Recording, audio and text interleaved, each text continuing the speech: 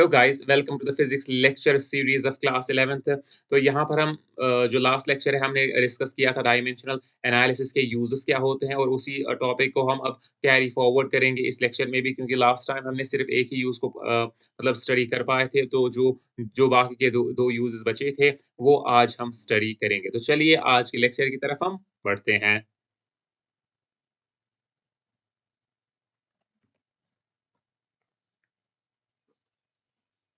तो चलिए आज का जो लेक्चर है वो हम देखेंगे कि वो क्या है। तो आपको जैसे कि पता ही होगा कि हम यहाँ पर क्या पढ़ रहे हैं, यहाँ पर हम फिजिकल वर्ल्ड और मेजरमेंट पढ़ रहे हैं, और यहाँ पर हम कौन-सा सेक्शन स्टडी कर रहे हैं, वो है डायमेंशन का सेक्शन। और हमने कौन-सा टॉपिक उठाया था, वो था uses of dimensional analysis. Dimensional analysis के यूजेस क्या होते हैं, और इस सेक्शन को हम डिस्कस कर रहे थे लास्ट लेक्चर में भी। तो लास्ट लेक्चर में जो इसका पहला यूज़ है, वो क्या है? वो है conversion. Conversion of one system of units into another. तो ये हमने डिस्कस किया था विद अ प्रॉब्लम, और मैंने इसको डिटेल से एक्सप्लेन भी किया है, और जो वहाँ पर फॉर्मूला है या जो इक्वेशन हमें मिलती है उसको भी मैंने मतलब अच्छे तरीके से डिराइव किया था।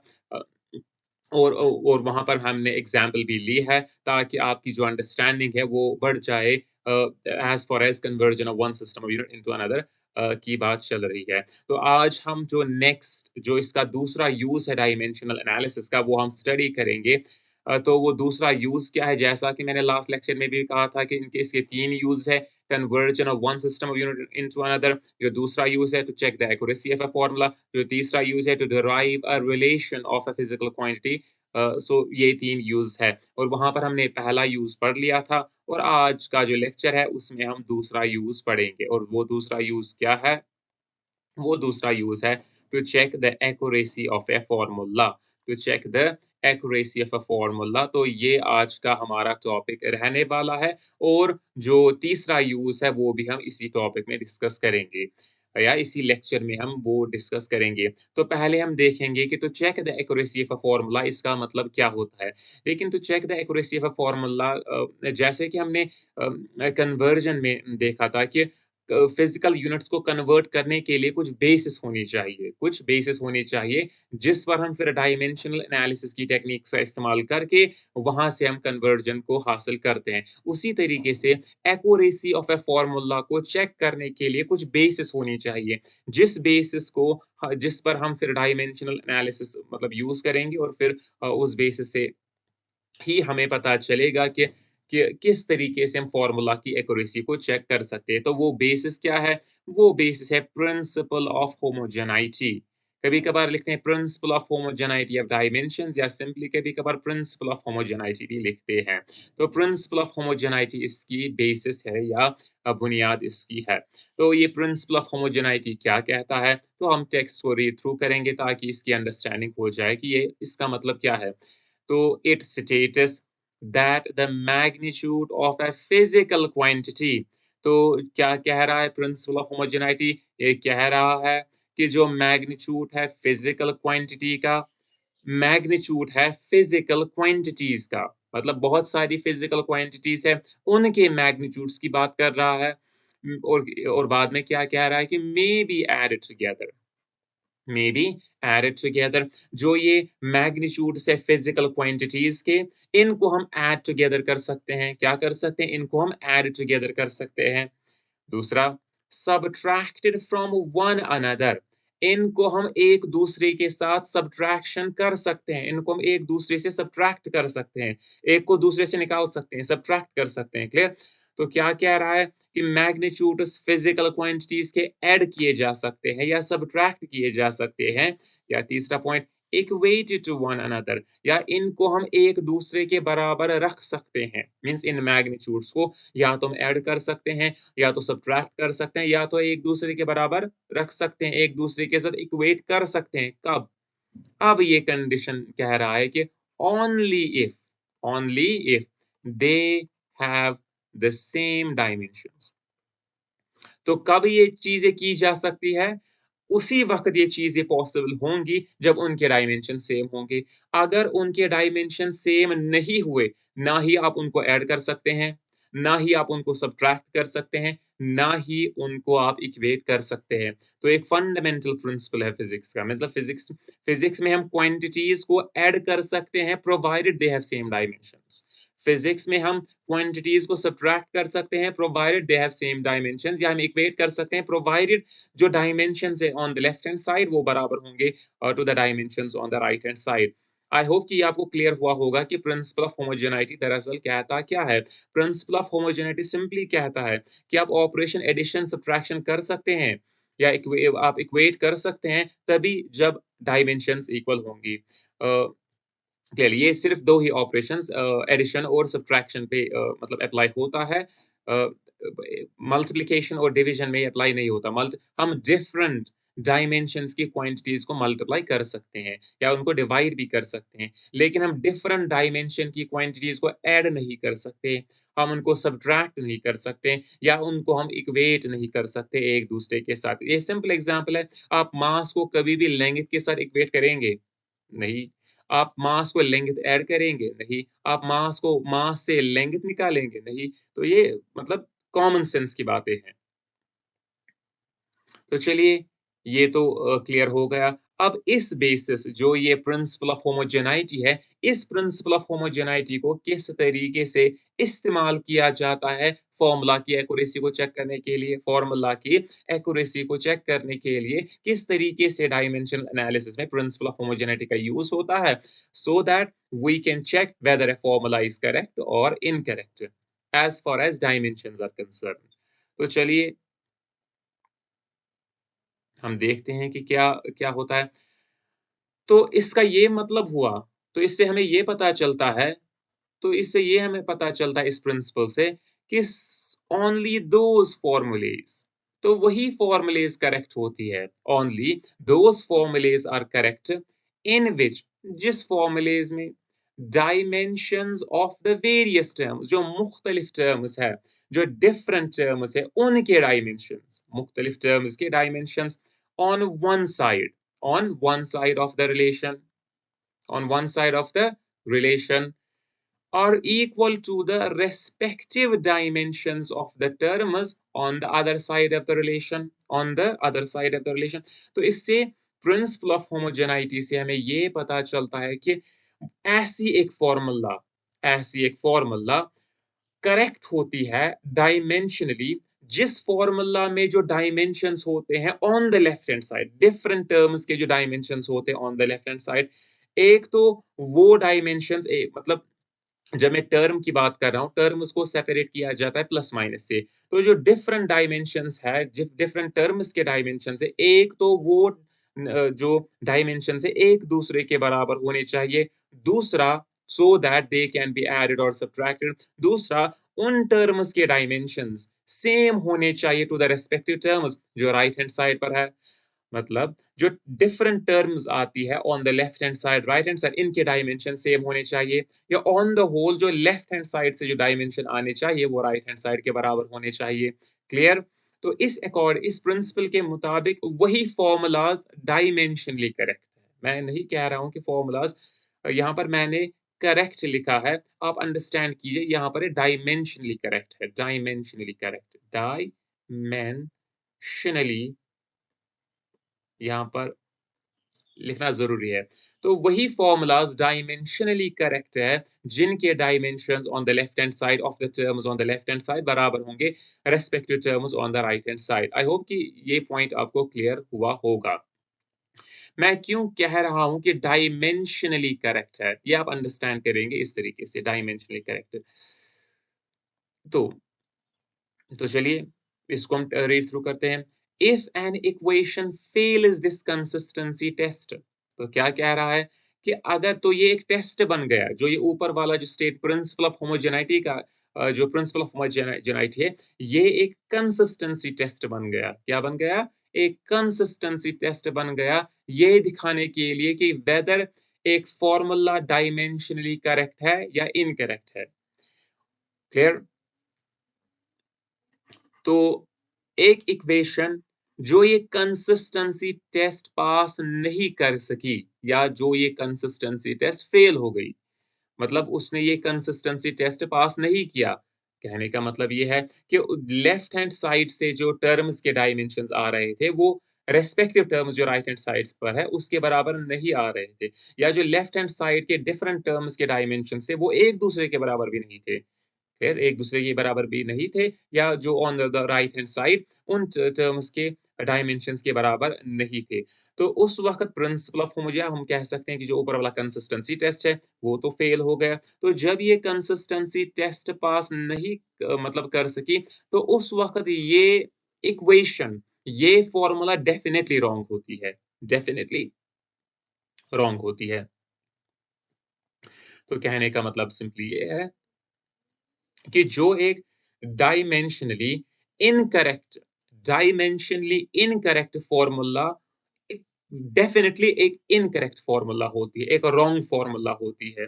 जो फॉर्मूला डायमेंशनली इनकरेक्ट होती है, डायमेंशनली वो मतलब करेक्ट नहीं होती, dimensions on the left hand side, right hand side के बराबर नहीं होते, तो ऐसी फ़ॉर्मूलाज़ डेफिनिटली इनकरेक्ट होती है। क्या होती है? Definitely incorrect. अब हम दूसरा पार्ट पढ़ेंगे। इफ द इक्वेशन पासेस यहाँ पर पासेस लिखा है, if the equation passes the consistency test अगर ये इक्वेशन या फ़ॉर्मूला कंसिस्टेंसी टेस्ट पास करती है, कंसिस्टेंसी टेस्ट पास करती है, इसका ये मतलब नहीं होता है कि ये नेसेसरली इक्वेशन ठीक है। इसका ये मतलब नहीं है कि ये फ़ॉर्मूला नेसेसरली ठीक है। इसका सिर्फ़ ये मतलब है कि डायमेंशनली ठीक है, डायमेंशनली ठीक है। तो कंसिस्टेंसी टेस्ट अगर फ़ेल हुआ, ये डायमेंशनली भी इनकरेक्ट है और एक्चुअली भी इनकरेक्ट है। अगर इसने अब कंसिस्टेंसी टेस्ट पास कर लिया, तो ये डायमेंशनली तो करेक्ट है, लेकिन एक्चुअली करेक्ट है कि इनकरेक्ट, वो हमें उससे मालूम नहीं होता। वो हमें फिर चेक करना पड़ता है कि whether it is dimensionally, it is actually correct or incorrect. Clear? तो अ, तो डायमेंशनली करेक्ट है या इनकरेक्ट है, तो इससे इससे हमें सिर्फ़ इतना पता इन्फॉर्मेशन हासिल मिलती है कि अगर एक इक्वेशन डायमेंशनली इनकरेक्ट हुई, वो इनकरेक्ट होती है। अगर तो पहला हमें मतलब चेक करना पड़ता है। किसी इक्वेशन की करेक्टनेस को चेक करने के लिए हमेशा हम पहले करेंगे कि ये डायमेंशनली करेक्ट है कि नहीं। अगर ये डायमेंशनली करेक्ट हुई, तो हम प्रोसीड फॉरवर्ड करेंगे कि ये फिर हम चेक करेंगे कि ये एक्चुअली करेक्ट है कि नहीं। अगर ये डायमेंशनली इनकरेक्ट हुई, तो हम वहीं पर स्टॉप करेंगे और कहेंगे कि ये एक्चुअली भी इनकरेक्ट ही है, एक्चुअली भी ये करेक्ट नहीं है। आई होप कि इतना मतलब ये बेसिस है फ़ॉर्मूला की एक्यूरेसी को चेक करने के लिए। इसमें हम एक एग्ज़ाम्पल देखेंगे कि prove that t is equal to square root 2 pi times square root L over G क्या ये डायमेंशनली करेक्ट है? आपको प्रूव करना है कि डायमेंशनली ये करेक्ट है कि नहीं। यहाँ पर हम पहले लेफ्ट हैंड साइड को लेंगे। लेफ्ट हैंड साइड में हमारा आता है कि डायमेंशंस ऑफ t क्या है? टाइम है यहाँ पर, डायमेंशंस ऑफ टाइम। और वो क्या आता है dimensions of time square bracketed m0 L0 T1 clear. तो या लेफ्ट हैंड साइड में डायमेंशंस ये आ रहे हैं। अब हम आएँगे राइट हैंड साइड की तरफ। राइट हैंड साइड पर ये चीज़ है। तो राइट हैंड साइड पर हम ये लिखेंगे स्क्वायर ब्रैकेटेड वो dimensions of 2 pi square root L over G वो किसके बराबर होती है? Square bracketed 2 pi dimensions of 2 pi times square bracketed क्योंकि स्क्वायर ब्रैकेट पावर होता है, तो हम इसको स्क्वायर ब्रैकेट मतलब जो ये इसको स्क्वायर रूट होता है, स्क्वायर रूट पावर होता है, तो इसको हम स्क्वायर ब्रैकेट के बाहर ले जा सकते हैं। Dimensions of L divided by dimensions of g वो किसके बराबर होता है? ये डायमेंशन लेस कांस्टेंट होता है, तो इसकी कोई डायमेंशंस नहीं है, तो इसको हम स्किप वहीं पर करेंगे। इसके बाद स्क्वायर ब्रैकेट जो लेंथ का जो एल यहाँ पर लेंथ है, लेंथ के डायमेंशन स्क्वायर एल मतलब स्क्वायर ब्रैकेट एल होता है और जो जी का डायमेंशन होता है एक्सेलरेशन ड्यू टू ग्रेविटी उसके डायमेंशंस आते हैं m0 l1 t माइनस 2। तो इसी तरीके से जब हम एल को एल यहाँ से एल और यहाँ से एल कैंसल हो जाएगा। जब टी ऊपर जाएगा वो आएगा टी माइनस टू एम। तो एम का पावर तो 0 है तो एम तो दरअसल वहाँ पर है ही नहीं। तो ये आएगा square root of square bracket T to the power 2। तो वो किसके बराबर आएगा? ये स्क्वायर रूट और ये 2 कैंसल होके हमारे पास आएगा m0 l0 t1 और आप देख सकते हैं कि ये और ये तो सेम है। तो राइट हैंड साइड के डायमेंशंस किसके बराबर निकले? लेफ्ट हैंड साइड के डायमेंशन से तो हम कहेंगे कि ये फॉर्मूला डायमेंशनली करेक्ट है। एक्चुअली ये फॉर्मूला एक्चुअली भी करेक्ट है। इस ये जो ये formula t is equal to pi times square root L over G, ये होता है time period of a simple pendulum, ये एक्चुअली भी करेक्ट होती है। आई होप कि इक्वेशंस की एक्यूरेसी को चेक करना, इक्वेशंस की एक्यूरेसी को चेक करना, आपको ये समझ में आ गया होगा। तो अब जो हमारा जो तीसरा यूज़ है, तीसरा पॉइंट जो है हमारा, वो है तीसरा यूज़ ऑफ डायमेंशनल एनालिसिस, वो क्या है? Derivation of formula. Derivation of formula.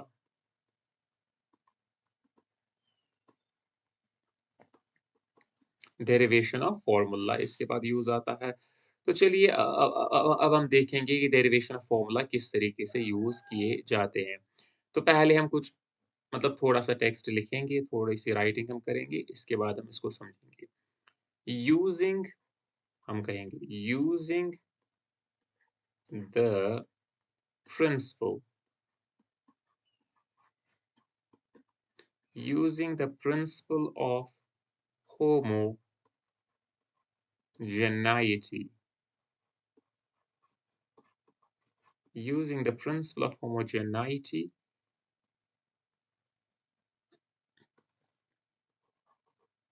of dimensions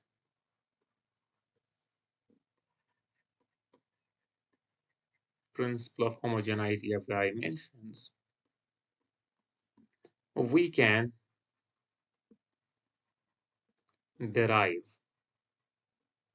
we can derive the formula we can derive the formula of a physical quantity. We can derive the formula of a physical quantity provided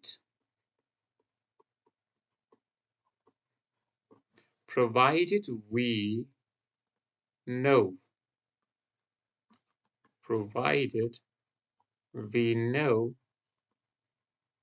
the factors on which the physical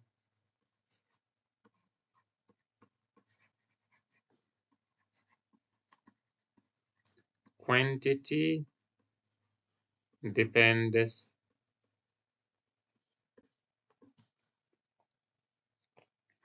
तो इसका क्या मतलब है? तो simply हम देखेंगे derivation of formula का जो मतलब डायमेंशनल एनालिसिस का जो तीसरा यूज़ है वो है डिराइव करना फॉर्मूलेस को।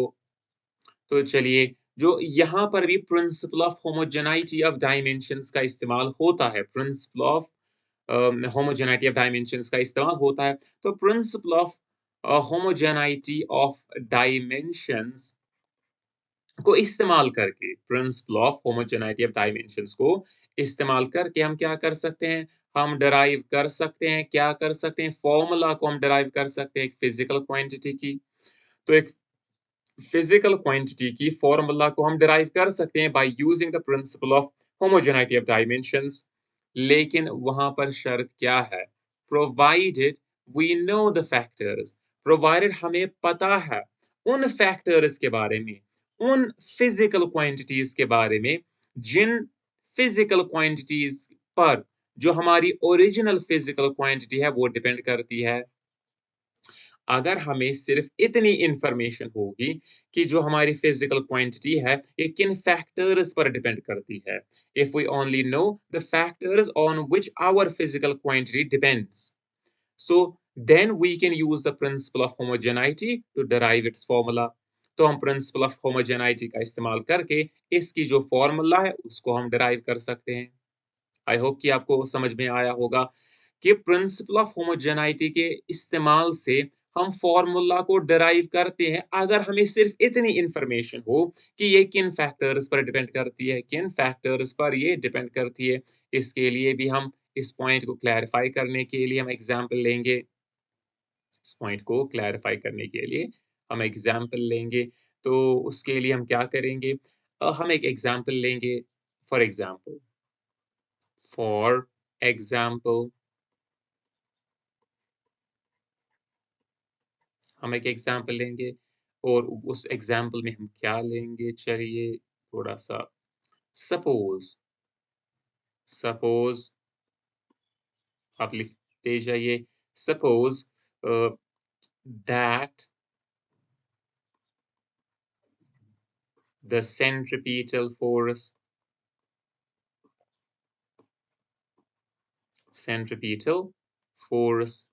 suppose that the centripetal force जिसको हमने डिनोट किया है F से suppose that the centripetal force uh, uh, acting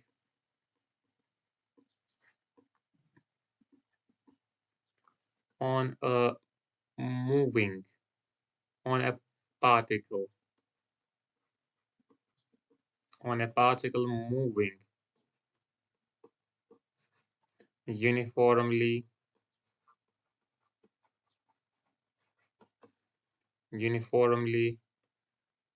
in a circle uniformly in a circle depends on mass जिसको हम m से डिनोट करेंगे। यहाँ पर हम फोर्स को F से डिनोट कर रहे हैं। मास m depends on mass m, velocity जिसको हम v से डिनोट कर रहे हैं and radius r। क्या कहा? ऑफ द सर्कल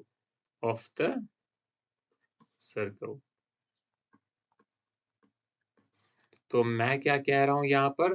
तो हमने एक एग्जाम्पल ली है और उस एग्जाम्पल में हमने क्या लिया कि suppose that the centripetal force का मतलब होता है FORC है यहाँ पर। सेंट्रीपिटल फोर्स का मतलब होता है सेंटर सीकिंग फोर्स। आप मानिए कि जो सेंट्रीपिटल फोर्स F है जिसको हमने डिनोट किया है F से, ये सेंट्रीपिटल फोर्स किस पर पड़ रहा है? ये एक पार्टिकल पर पड़ रहा है। जब ये सेंट्रीपिटल फोर्स इस पार्टिकल पर पड़ेगा, ये पार्टिकल कैसे फिर मूव करेगा? ये पार्टिकल फिर एक सर्कल पर मूव करेगा, क्योंकि centripetal force centre seeking force होता है और ये एसेंशियल होता है फॉर कर्व, मतलब किसी कर्व पर मूव करने के लिए सेंट्रीपिटल फोर्स नेसेसरी होता है। तो ये सेंट्रीपिटल फोर्स इस पार्टिकल को एक सर्कल पर मूव करवाएगा और कहा क्या गया है कि जो ये सेंट्रीपिटल फोर्स है, ये डिपेंड करता है कि कितना सेंट्रीपिटल फोर्स पार्टिकल पर पड़ रहा है so that it can move in a circle uniformly. ये डिपेंड करता है इसके मास पर, पार्टिकल के मास पर ये डिपेंड करता है। पार्टिकल किस वेलोसिटी से चल रहा है, इस पर ये डिपेंड कर रहा है और साथ ही में जो रेडियस है सर्कल का, उस पर भी ये डिपेंड कर रहा है। तो कितने फैक्टर्स आ गए? 3 फैक्टर्स। जो फिज़िकल क्वांटिटी यहाँ पर हमारी है, वो है फ़ोर्स और वो किस पर डिपेंड कर रहा है? वो डिपेंड कर रहा है 3 फैक्टर्स पर। पहला फैक्टर क्या है? पार्टिकल का मास, जिस पार्टिकल पर ये फ़ोर्स पड़ रहा है, पार्टिकल की वेलोसिटी और तीसरा फैक्टर क्या है? तीसरा फैक्टर है सर्कल का रेडियस, जिस सर्कल पर ये सेंट्रीपिटल फोर्स इस पार्टिकल को मूव करवा रहा है। क्लियर? तो ये इस तरीके से है। हम डायग्रामेटिकली ज़रा देखेंगे किस तरीके से है। आई होप कि इतना आपको समझ में आया होगा। डायग्रामेटिकली ये हमारे पास एक सर्कल है। क्या है? सर्कल है। इस सर्कल पर क्या है? ये हमारा पार्टिकल है इस सर्कल पर। इस पार्टिकल का मास m1 है, इस पार्टिकल का मास m1 है, इस पार्टिकल की फॉर एग्ज़ाम्पल हम कहेंगे वेलोसिटी v1 है जो रेडियस है जो सर्कल का, वो हम यहाँ से लेंगे फॉर जो रेडियस है सर्कल का, ये ये किसके बराबर है? ये r के बराबर है और जो इस पार्टिकल पर फ़ोर्स पड़ रहा है सेंट्रीपिटल फ़ोर्स F, वो इस तरीके से होगा सेंट्रीपिटल फ़ोर्स, ये हो सेंट्रीपिटल फ़ोर्स। इसको हम और किसी और कलर से हाइलाइट करेंगे सेंट्रीपिटल फ़ोर्स दिखाने के लिए। जो ये है, ये सेंट्रीपिटल फ़ोर्स है, centre seeking force. Centripetal force हमेशा सेंटर की तरफ होता है, क्लियर? तो ये कह रहा है कि ये सेंट्रीपिटल फ़ोर्स वेलोसिटी, मास और रेडियस पर डिपेंड करता है। किस पर डिपेंड करता है? वेलोसिटी, मास और रेडियस पर डिपेंड करता है। देन तो क्या हम लिख सकते हैं? देन वी मे राइट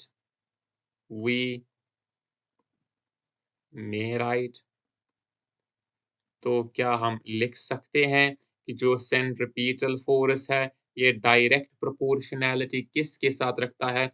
ये डायरेक्ट प्रोपोर्शनैलिटी रखता है मास के साथ, यहाँ पर m खाली m है, मास के साथ, लेकिन यहाँ पर हम ऊपर कुछ रेज़्ड पावर a भी लिखेंगे। हमें इतना ही पता है कि ये मास पर डिपेंड करता है, हमें ये नहीं पता है कि किस पावर, मास के किस पावर पर ये डिपेंड एक्चुअली करता है। हमें सिर्फ़ इतनी इन्फॉर्मेशन है कि जो ये फ़ोर्स है, ये डिपेंड करता है मास पर। लेकिन ज़रूरी नहीं है कि मास के फर्स्ट पावर पर डिपेंड करता है। ये मास के सेकंड पावर पर भी डिपेंड कर सकता होगा। ये मास के स्क्वायर रूट पर डिपेंड भी कर सकता होगा। Means we does not know um, the power which we have to raise the mass with to make it a quantity on which the force actually depends. हमें सिंपली इतना यहाँ पर दिया दिया गया है कि मास पर डिपेंड करता है। तो इसीलिए हमने यहाँ पर पावर a चढ़ाया। इसी तरीके से हमें दिया गया है कि ये वेलोसिटी v पर डिपेंड करता है, v1 ही है। इसका पावर हमने b चढ़ाया। हमें सिंपली पता है कि ये वेलोसिटी पर डिपेंड करता है। किस पावर ऑफ वेलोसिटी पर डिपेंड करता है वो हमें पता ही नहीं है। तो ये अननोन्स है। a, b ये अननोन्स है। इस तरीके से हमें पता है कि c के पावर पर डिपेंड करता तो ये अननोन है। हमें सिर्फ़ इतनी जानकारी है, हमें सिर्फ़ इतनी जानकारी है कि ये किन फैक्टर्स पर डिपेंड करता है। अगर हमें पावर्स का भी मतलब इन्फॉर्मेशन हो तो हमें रिलेशन मिल जाएगी। हमें रिलेशन मिल जाएगी तो डायमेंशनल डेरिवेशन ऑफ फ़ॉर्मूला है, हमें सिर्फ़ फैक्टर्स दिए गए होते हैं। अगर हमें पावर्स भी पता चल जाए, तो रिलेशन तो ऑटोमैटिकली डिराइव हो जाएगी, फैक्टर्स दिए होते। इस प्रिंसिपल ऑफ होमोजेनिटी से हम पावर्स एक्चुअली निकालते हैं, जिन पावर से हमें इन फैक्टर्स को रेज़ करना पड़ता है so that we obtain the required relation. तो चलिए हम वापस से आते हैं। जो साइन ऑफ प्रोपोर्शनैलिटी है, इसको हम हटाएँगे और यहाँ पर हम एक कांस्टेंट k लाएँगे, k ma, vb और rc। जो ये k है, ये एक डायमेंशनलेस कांस्टेंट है, आप याद रखिए ये डायमेंशनलेस कांस्टेंट है। ये डायमेंशनलेस कांस्टेंट है। डायमेंशनलेस कांस्टेंट है। ये एक डायमेंशनलेस कांस्टेंट है कि तो चलिए अब हम क्या करेंगे? अब हम प्रिंसिपल ऑफ होमोजेनिटी का इस्तेमाल करेंगे कि अगर ये इक्वेशन करेक्ट है, क्या है? करेक्ट है। अगर ये इक्वेशन करेक्ट है, तो फिर क्या होगा? अगर ये इक्वेशन करेक्ट है, तो ये इक्वेशन डायमेंशनली भी करेक्ट होनी चाहिए। मीन जो लेफ्ट हैंड साइड पर जो डायमेंशन है, वो राइट हैंड साइड के बराबर होनी चाहिए, तो हम लिख सकते हैं।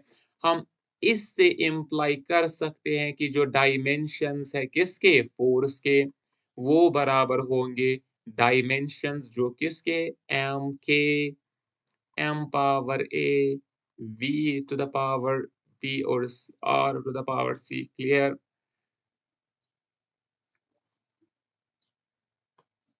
आई होप कि इतना क्लियर हुआ होगा। फ़ोर्स के डायमेंशंस क्या है? फ़ोर्स के डायमेंशन है m1, l1, t-2। साथ ही में हम इसको इस तरीके से लिख सकते हैं dimensions of k, dimensions of m raised power a, dimensions of v raised power b, या इन पावर्स को हम बाहर भी ले जा सकते हैं, तो हम इन पावर्स को बाहर ले जाएँगे।